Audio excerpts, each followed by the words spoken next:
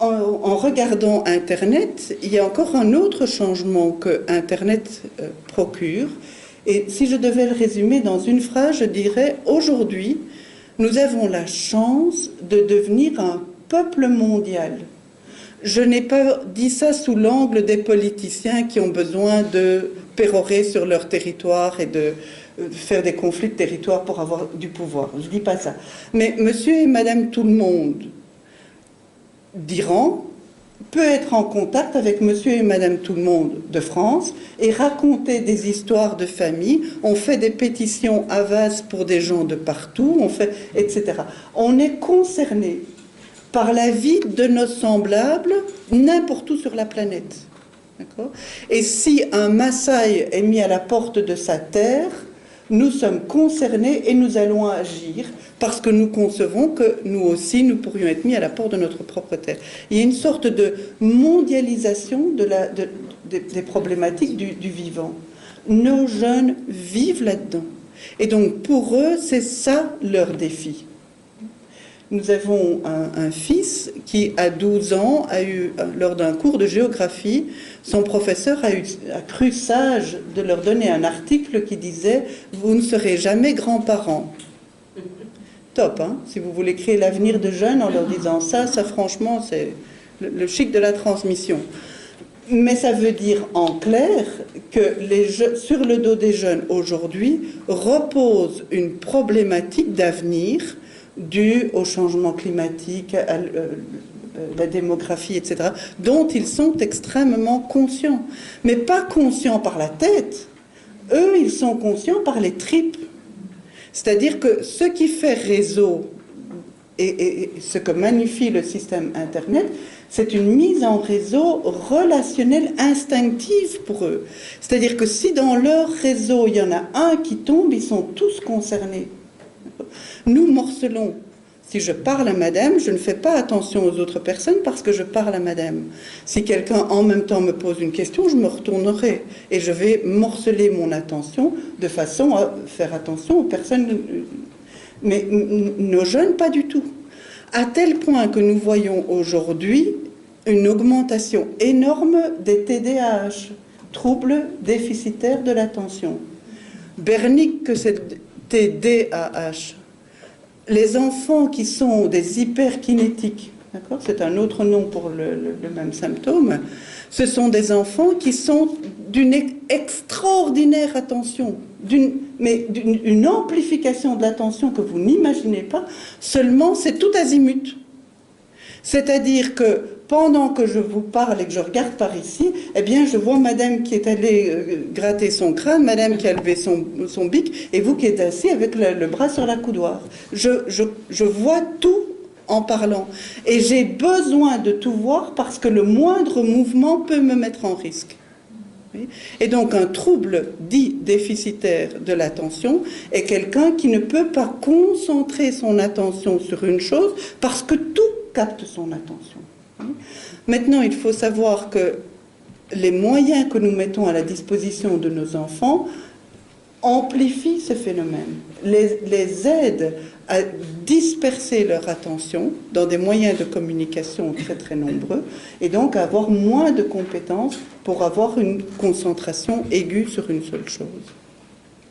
Résultat, imaginons que je demande à mes élèves de faire une préparation. Très bien. J'imagine donc que mes élèves vont rentrer à la maison, se mettre devant une feuille et écrire leur résolution d'un problème mathématique. Ça va, c'est mon attente. Eh bien, il se peut même, alors vous croyez rêver, hein, mais il se peut même que ça se passe. Seulement, ça va être un peu contemporain quand même. C'est-à-dire que mes élèves vont sortir de l'école et ils vont avoir un copain qui leur dit « tu viens au skatepark » ou « tu fais ceci » ou « tu fais cela ». Non, j'ai un devoir de maths. Tenez-moi sur ma chaise parce que là je crois déjà que je plane, mais bon, ça peut arriver. Et il y a encore des écoles où ça arrive. Il rentre à la maison, il prend donc une feuille avec son énoncé de mathématiques, son bic, et puis évidemment, que ta main gauche ignore ce que fait ta main droite, ils ouvrent le post internet, ça forcément, Et dessus, ils mettent tout de suite Facebook et les écouteurs. Alors, ils ont les écouteurs du téléphone, les écouteurs de Facebook. Et puis, très vite, enfin, ce n'est qu'un clic, on est sur le jeu en ligne. D'accord ? Mais c'est pas grave, il y a le devoir de maths. Hein ? Alors, ils sont en train de trucider leur personnage favori de la main gauche, mais leur vocabulaire pose quelques questions sur la résolution d'une équation du second degré. De la nébuleuse des copains interviennent des choses qui pourraient avoir l'illusion d'être une réponse. Donc très fidèlement, ils écrivent tout ça. Et ils accumulent du bleu. Et résultat, le lendemain, ils arrivent avec une feuille bleue et ils ont le sentiment d'avoir fait leur préparation. Le professeur reçoit ça. Qu'est-ce que tu veux que je fasse d'un tel foutoir ? Il n'y a pas deux lignes qui sont cohérentes. Tu as fumé la moquette ou qu'est-ce qui t'est arrivé ? Je ne peux rien faire avec ça. Et le jeune va conclure, ah ben vous vous rendez compte ? Moi, je n'ai pas été au skatepark pour elle. Et elle s'en est même pas rendue compte. Alors maintenant, c'est fini. Hein ? Vous comprenez ? Voilà. Voilà deux visions qu'il faut rendre compatibles entre le jeune qui estime qu'il a beaucoup sacrifié pour son professeur de mathématiques et le professeur de mathématiques qui voudrait revenir à une certaine rigueur, une certaine cohérence, une certaine, etc. Vous connaissez. Je crois même qu'il y a des professeurs de mathématiques dans la salle. Donc, personnellement, je suis assez pour le fait de ne plus demander de préparation à la maison, ce qui ne veut pas dire que je n'en demande plus. Ce qui veut dire qu'au moment où on va devoir se quitter, je leur dis, tiens, mais ça, ce serait encore une bonne question. Et puis, je n'en parle pas. Je ne dis rien. Mais au cours suivant, quand je rentre, je leur dis, est-ce que quelqu'un a trouvé un truc pour résoudre ça ? Et à me voir si excitée, si passionnée à reprendre mes questions à tous les cours, ben, au bout de quelques semaines, j'en ai toujours bien un ou l'autre qui a gardé la question en tête. Oui. Mais c'est parce qu'il y a la folie d'une passion, le côté chaleureux de « je te lance la balle, qu'est-ce que t'en fais ?» que ça peut faire quelque chose comme une petite onde de peps, mais pas le côté devoir côté, etc. Pourquoi ? Parce qu'en plus, ils sont devenus champions pour neutraliser nos sanctions. C'est aussi un effet d'Internet. C'est-à-dire que maintenant, on s'amuse de tout, entre guillemets. Il n'y a plus de temps blanc. Résultat, si vous donnez une retenue à un jeune, vous le faites venir à l'école le mercredi de 14 à 16 heures, il vous demande droit dans les yeux, « Je ne peux pas venir à midi, madame ?» D'accord ? Alors là, vous vous dites, bon, c'est mal barre pour que ce soit une sanction. Oui, tu peux venir à midi, qu'est-ce que tu vas faire ? Oh, parce que vous voulez, madame. Bon, ben, tout d'un coup, on se croit malin, on dit, ben, tu écriras 2000 fois « je dois me taire en classe ». Oui, madame. Et ils vous écrivent « J en vert » 2000 fois, et puis E en rouge 2000 fois, et puis ça ne veut plus rien dire. Et ils vous le rendent en rigolant, d'un air de dire, le plus con des deux, c'est qui ? Excusez-moi. C'est-à-dire qu'on est dans un rapport. J'ai connu un jeune qui avait raté son examen de mathématiques à 24%. Et donc j'ai essayé d'aller voir son professeur en disant, mais comment se peut-il ? Il avait bien compris sa matière. Il n'avait fait qu'une seule erreur. C'était la gestion des signes moins qui était foireux. D'accord ? Et donc je reviens et je lui dis, mais tu n'as fait qu'une seule erreur. Je vous avais dit qu'elle était bête. Hein ? Ça veut dire que ce qu'il voulait mettre en évidence, je ne peux pas vous dire que c'est consciemment, mais ce qu'il voulait mettre en évidence, c'est que son professeur administrait des savoirs, des formules, et ne s'intéressait pas à la personne. Et que donc jamais le professeur s'était mis sur son terrain pour lui dire « Arrête, regarde comment fonctionne le signe moins ». Je vais vous donner une autre histoire qui m'a bouleversée. François a un bec de lièvre. Et un enfant qui a la bouche un peu tordue, ben, on le ferait assez facilement passer pour un peu tordu dans le cerveau. Et malheureusement, ses professeurs avaient cru bien faire et lui avaient administré en toute bonne compassion de tripler sa première, parce que comme François était un peu simplet, bon, il avait triplé sa première et puis il était en passe de doubler sa deuxième. Et François me montre ses copies de mathématiques et à un moment donné, je lui dis, mais François, c'est toujours dans ta dernière ligne que tu te trompes. Est-ce que tu veux pas ne pas faire la dernière ligne? Ah non, madame, ça je peux pas faire. Je dis, ben, François, je te comprends. À mon avis, hein, tes profs de maths, ça doit être des gens vraiment bien, quoi. Les profs de maths, pour toi, c'est le dessus du panier, le dessus de la pyramide. Mais oui, madame, dans notre école, c'est même les seuls qui ont des tableaux qui montent et qui descendent. Donc le fait que l'école payait des tableaux à Vérin aux profs de maths avait mis dans l'imaginaire de cet enfant un surclassement qui faisait que les profs de maths, waouh, ça c'est de la belle race. Hein. Et donc, pour cette race-là, François nettoyait ses copies. Et vous savez bien qu'en mathématiques, on dit qu'il faut simplifier. Alors François simplifiait au balai. C'est-à-dire que quand il restait une fraction, il trucidait. Quand il restait une racine carrée, on se la soufflait. Ça va? C'est-à-dire qu'entre l'avant-dernière ligne, qui était parfaite techniquement, et la dernière, il y avait le fait de faire propre. Donc j'ai expliqué ça à François, je lui ai dit, écoute, fais-moi plaisir, enlève l'étape où tu fais propre. Mais je ne peux pas, madame. Je dis, écoute, c'est un deal entre nous, François. On va juste tester ton prof, mais tu ne lui dis pas. On va voir si elle préfère pas la copie non nettoyée. D'accord. Et il revient tout fier en ayant 9 sur 10. Mais non seulement il était fier, mais écoutez ce qu'il m'a dit. Il m'a dit, madame, j'ai perdu des billions de points à cause de ça, et personne ne l'a vu. Vous sentez où est l'humanité? Et personne ne l'a vu. C'est là que les jeunes nous attendent aujourd'hui. Ils nous attendent sur leur terrain. C'est-à-dire que nous venons d'une éducation... Philippe Mérieux a une phrase extraordinaire. Il dit que la pensée francophone subit un cancer. Vous savez qu'un cancer, c'est une maladie insidieuse qui s'installe dans le corps, s'y développe, et quand on la découvre, il est souvent trop tard. D'accord ? Eh bien, nous sommes en risque, culturellement, de vivre avec un cancer de la pensée francophone. Et ce cancer, c'est punir, stimule. Je ne connais aucun professeur de mathématiques qui barre par malveillance. Aucun. J'en connais beaucoup qui barrent. Beaucoup. Et j'en connais beaucoup où les bics rouges, il faut en acheter beaucoup plus que des bics bleus. Ça va? Beaucoup. Mais chez tous, l'intention est « je te signale l'endroit où tu te trompes pour que tu me poses des questions et que tu te mettes sur le droit chemin. » Ça va? C'est ça l'intention. Maintenant, le jeune que je vous ai décrit tantôt, quand il reçoit sa feuille avec du rouge, est-ce que vous croyez que c'est un signe d'empathie?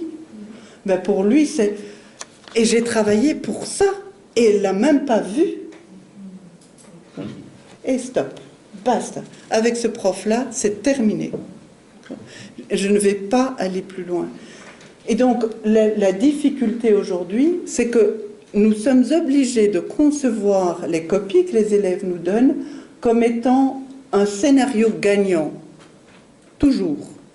Il me donne le mieux qu'il peut, au temps X. Et donc, je vais essayer de me mettre sur son terrain pour comprendre comment il pense. Et là, tout d'un coup, la vie redevient fascinante. Parce que dans la tour du savoir mathématique, elle est splendide, la tour, je vous assure. Ça, j'ai payé le prix de le savoir, mais elle est vraiment splendide. Mais une fois qu'on est dans la tour, on oublie un petit peu les marécages et les embûches par lesquelles on est passé. D'accord ? Et depuis la tour du haut savoir, mais c'est évident qu'il suffit d'aller tout droit. Ah oui. Seulement quand vous êtes dans le marécage, qu'il y a 3 crocodiles qui sont cachés, qu'il y a des bouts de bois qui sont tombés, que vous avez perdu la mémoire, vous faites comment pour aller dans cette belle ligne toute droite? D'accord ? En plus, vous avez la tête pleine d'idées fausses, mais qui jouent le jeu des idées justes, et vous faites comment pour trier dans tout ça?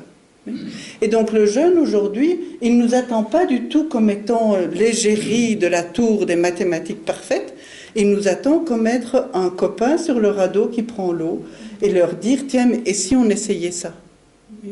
Et donc comment pouvons-nous les accompagner? Bien, la première clé aujourd'hui, c'est la valorisation de l'erreur. Voir l'erreur comme le langage d'un individu. L'élève parle par ses erreurs. Là où j'ai trouvé ça absolument fascinant, c'est que j'ai créé ce que j'ai appelé une pédagogie du troc. C'est-à-dire, il se fait que je suis diplômée des maths. Ne me regardez pas avec des yeux trop lumineux. Quand on reçoit un diplôme en maths, ça s'arrête au 19e siècle. D'accord ? Pour le reste, on n'est jamais diplômé, mais c'est pas grave. On n'est pas censé le voir à l'école non plus, sauf que c'est ça qui intéresserait les jeunes. Vous voyez déjà un certain écart, mais bon. Donc, dans la rencontre avec mes élèves, j'ai une surcompétence, ou je crois avoir une surcompétence. Mes élèves en ont une autre. Ma compétence, c'est que mon cerveau sait ce que c'est les maths. Mais leur compétence, c'est que leur cerveau ne sait pas ce que c'est les maths. Et donc, si nous pouvons faire du troc, c'est-à-dire explique-moi comment tu penses, je veux savoir pour pouvoir penser comme toi. D'accord ? C'est-à-dire, je lui donne un exercice et puis je lui dis, tiens, si j'ai bien compris, tu fais comme ça. Mais non, madame. Alors explique-moi. Ah bon, et maintenant, si j'ai compris, dans tel exercice, tu ferais comme ça. Oui. D'accord ? Donc, dès que l'élève sent que je suis rentrée sur son terrain, ça devient tout d'un coup fascinant, depuis ce trou perdu dans une cage souterraine, de se dire, et maintenant, j'émerge comment ? Oui ? Donc, de se retrouver avec eux dans les terrains que eux exploitent. Alors, évidemment, tout ça travaille sur un sentiment qui est lié à l'estime de soi. Ça, vous le comprenez bien. C'est-à-dire qu'un jeune qui n'a aucune estime de soi est forcément ascolaire. Et il n'y a aucun enjeu pour lui à l'école. Il y a un magnifique site qui s'appelle Appui Motivation. C'est un site québécois que je vous encourage à aller voir.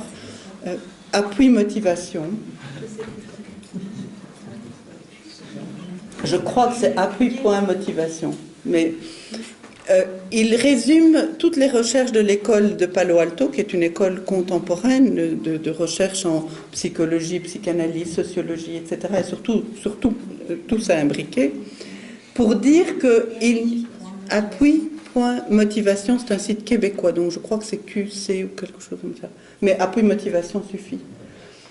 Et il résume toutes ces recherches pour dire aujourd'hui, il n'y a aucun problème de motivation.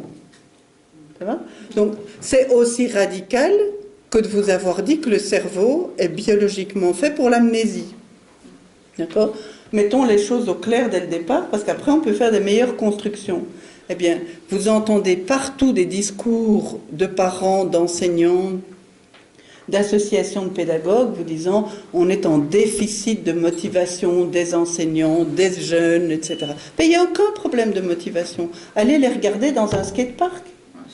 Vous allez voir qu'ils sont super vivants, super disponibles à passer 5 heures sans manger pour s'attribuer un geste. Donc il n'y a pas de problème de motivation. La biologie du vivant va de pair avec la motivation. Donc tant qu'ils sont vivants, ils sont motivés. Par contre, ils ont appris l'évitement. Et donc notre stimulation en tant que pédagogue ou accompagnateur de jeunes, c'est d'essayer avec eux d'éviter l'évitement. Alors je vais vous dire ce que c'est l'évitement. Je suis jeune, 3 ans, 4 ans, très jeune, et avec mon papa, on travaille.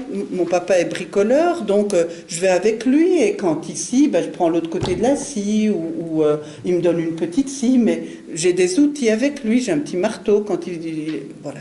J'arrive à l'école et on me donne des ciseaux en carton, parce que les ciseaux, c'est dangereux, et je m'ennuie à l'école. Mais bon, j'ai 4 ans, alors je m'ennuie, mais voilà. Puis je passe à l'école des grands, d'accord ? Et à l'école des grands, on s'excite à me faire mettre des marges, on s'excite à venir me dire tout ce qui n'est pas bon. Et je m'ennuie à l'école. Mais voilà, c'est l'école. Et je comprends qu'à l'école, c'est pas fait pour rire, c'est pas fait pour s'amuser. On joue pas à l'école, d'accord ? On doit obéir à l'école. Alors je passe à l'école des grands nouveaux, et je rentre dans l'enseignement secondaire, et là j'ai une bouffée d'oxygène, parce qu'il va y avoir beaucoup de profs, et comme tous mes copains se disent, allez, on devient grand, je retente une chance. Et puis il nous tombe dessus un de ces profs de maths, mon Dieu, mais je comprends rien quand elle parle. Exact. Et je m'ennuie à l'école. Et donc, bon, peut-être que j'aurai une chance. Alors nous, en Belgique, on a 2 langues nationales. Résultat, on a le prof de néerlandais qui arrive. Aïe, aïe, aïe, c'est pire que le prof de maths. Mais je comprends rien à l'école. 12 ans, c'est l'âge où les hormones commencent à vous dire qu'un peu d'autonomie, ça fait du bien. Bon, donc on zappe les profs qui ne sont pas des profs avec qui on a une chance. Mais 12 ans, on est encore prêt à redonner une chance l'année d'après. Mais plus à 14 et plus à 15. Et si on a eu trop d'évitements, des petits évitements, on rentre dans les grands évitements. Et vous allez vers 15 ans, qui est l'âge des caïds. Et le caïd, c'est celui qui, à force d'évitement, a conclu qu'il faut être stupide pour aller à l'école. Parce qu'en fait, à l'école, les profs, ils s'intéressent à qui? Ben, aux élèves qui savent répondre à leurs questions. Et moi qui ne savais pas répondre, il n'y a jamais aucun prof qui m'a laissé le temps de réfléchir. Donc il ne s'intéresse pas à moi. D'accord? Donc l'école, elle n'est pas faite pour moi. Mais plutôt que de conclure que l'école, c'est quelque chose de super intelligent et que moi, je suis défaillant, moi, je suis bien. Et c'est l'école qui est pour les nuls. D'accord? Et vous rentrez dans l'âge des caïds. Et donc, l'idée, c'est d'éviter l'évitement, c'est-à-dire comment faire pour les intégrer dans une pédagogie. Et ce que propose le site Appui Motivation fonctionne selon le modèle CLASSE, C-L-A-2-S-E. C'est pour la conception. Quelle conception de notre enseignement avons-nous? Et ça, c'est fascinant. C'est que quand nous sommes dans des pays où il y a une éducation nationale, nous croyons pouvoir faire l'économie de nous poser la question de quelle conception d'enseignement avons-nous. Et tout d'un coup, les jeunes viennent nous dire, si vous ne vous posez pas cette question, vous n'avez pas votre place devant nous. Si vos tripes ne savent pas répondre à comment vous concevez la relation entre l'adulte et le jeune, vous n'avez pas votre place avec nous. Ils sont radicaux sur la question, ils sont hyper tolérants sur la réponse. C'est-à-dire que si vous commencez à dire « j'ai compris que c'est une question, mais je ne sais pas y répondre », là, tout d'un coup, il y a quelque chose qui s'ouvre parce qu'ils se disent « avec elle ou avec lui, on va pouvoir créer de la relation ». Donc, il semble être d'une dureté phénoménale, mais ça, c'est simplement l'effet miroir de votre dureté. Sauf que nous ne savons pas que nous sommes durs. C'est-à-dire que tant que nous sommes monolithiques, ils tapent. À partir du moment où nous ouvrons la relation et la communication, c'est un miracle. C'est quelque chose de tout autre qui se passe. Et donc, si vous allez voir le site, vous allez voir quelle latitude nous donnons aux jeunes, quelle ambiance nous permettons, comment nous les soutenons. Toutes ces questions sont posées de façon à reprendre du lien. Dans ce cadre-là, j'ai eu la chance de rencontrer un Africain dont je vais me permettre de vous raconter l'histoire parce qu'elle est croustillante. Cet homme est très petit de taille et d'ossature, de constitution. Or, dans son village, il fallait atteindre une certaine hauteur pour pouvoir rentrer à l'école primaire. Et 3 ans de suite, il ne passait pas la barre. Donc 3 ans de suite, on l'a remis à l'école maternelle. Évidemment, il s'ennuyait puisqu'il savait déjà lire et calculer et il n'avait toujours pas accès à l'école primaire. Et donc, une chorale, les petits chanteurs à la Croix de Bois, qui est une chorale belge, est allé dans son village au Zaïre et il a vu tous ces enfants s'époumoner dans un chœur d'enfants, faire quelque chose d'extraordinaire dont lui rêvait et auquel il n'avait pas accès. Et donc il s'est accroché au bus de ces enfants quand les enfants partaient. Et de village en village, on a commencé à se rendre compte qu'il y avait toujours le même petit noir devant. Et donc ça a posé problème parce qu'à un moment donné, il était vraiment loin de chez lui. Et pour vous raccourcir l'histoire, ce qu'il voulait vraiment, c'était de venir pour chanter avec ses enfants, venir en Belgique. Sa maman a accepté qu'il soit adopté par une famille belge à condition qu'il garde contact avec sa famille d'origine. Et donc il est venu en Belgique pour faire son éducation. Il a fait toutes ses études, il a été chanteur et bien plus, il est devenu professeur de langue. Et puis, il a voulu venir montrer son épouse à sa maman. Donc, on parle de 30 ans plus tard. Et sa maman était terrorisée. Mais tu es devenu blanc, toi. D'accord? Parce que Je vous assure, il est resté noir de peau. Mais à l'intérieur, il était construit comme un blanc. Il réfléchissait comme un blanc. Il n'avait plus les priorités de sa culture africaine. Et donc, sa maman a appelé le griot et elle lui a fait vivre ce qui localement s'appelle un kassala. C'est-à-dire que pendant 3 heures, en plein soleil, le village rassemblé, très serré, le griot a remis sur cet homme sa lignée lumineuse. C'est « tu es le fils de celui qui tue le lion à main nue, tu es le fils de... » etc. Et il lui a raconté de quels exploits il est le descendant. Alors je vais vous demander pendant 1 seconde, au lieu de me voir ici toute seule, d'imaginer mon père et ma mère dans mon dos. Vous sentez que déjà, il y a quelque chose de plus habité à ma présence. Si maintenant vous pouviez mettre leurs parents derrière, et leurs parents derrière, vous sentez que se crée quelque chose comme une tribu, une filiation. Christiane Singer allait jusqu'à dire « Il a fallu qu'il soit pour qu'un jour je sois ». C'est fort. Vous imaginez cette transmission de la vie, cette transmission de la confiance avec l'intention. Christiane Singer attribue l'intention qu'ils se sont passés le fil de vie pour que je sois ici avec vous ce soir. D'accord ? C'est d'une puissance extraordinaire. Bien évidemment, quand vous vivez un moment comme ça vous remet une plénitude dans le corps qui n'est pas du tout celle d'une petite place. D'accord ? Et donc, Ngosem Sarakabuta est rentré en Belgique avec cette expérience d'avoir été remis dans sa culture initiale, et il a fait une thèse en linguistique africaine sur cette forme de poésie qui s'appelle le kassala, dont la traduction c'est l'auto-louange. C'est-à-dire, normalement, je rentre dans le collectif et je proclame une phrase en je qui vient dire ce fil lumineux que j'expérimente et qui me traverse.